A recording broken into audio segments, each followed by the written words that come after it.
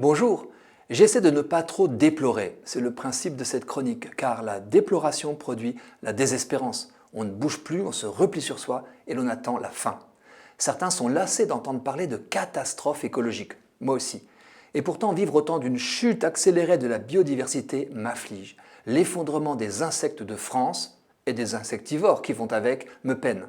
Quand on ne les connaît pas, on les aime moins. Mais dès qu'on commence à approcher la complexité et la merveille de leur mode de vie et interaction, comment rester indifférent? Il faut connaître pour aimer. Je vais donc tenter de vous réjouir en faisant connaître un lieu et ses habitants absolument méconnus.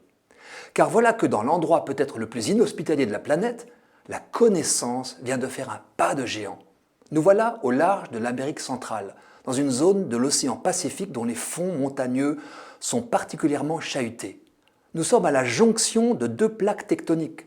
On se croirait sur la Lune, en pire. On y voit goutte, il fait nuit noire 24 heures sur 24. Il n'y a quasi pas d'oxygène. C'est à plus de 2500 mètres de profondeur. N'y allez pas. Avec 2,5 km d'eau au-dessus du crâne, la pression est 250 fois supérieure à la nôtre. Aucun humain ne peut s'y risquer. Il serait écrabouillé comme une crêpe. Bref, voilà une zone du globe hostile à la vie. Vous voyez venir?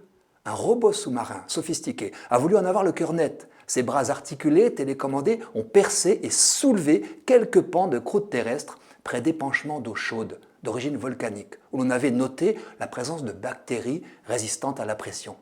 Et qu'a-t-on découvert dans ce no man's land? Des vers blancs de 40 cm de long qui fabriquent leurs propres tubes, d'autres sortes de vers, des escargots marins, des mollusques au milieu de larves et de bactéries, tout un écosystème équilibré qui se prélasse dans cet enfer. 20 cm sous le fond de l'océan. Merveille. Des oasis grouillent de vie là où la vie semblait impossible.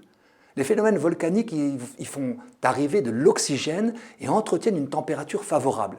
Gratter la croûte terrestre pour explorer les cavités qu'elle recouvre, il fallait y penser. La découverte de nouvelles espèces ne doit pas nous dédouaner de la disparition provoquée de tant d'autres.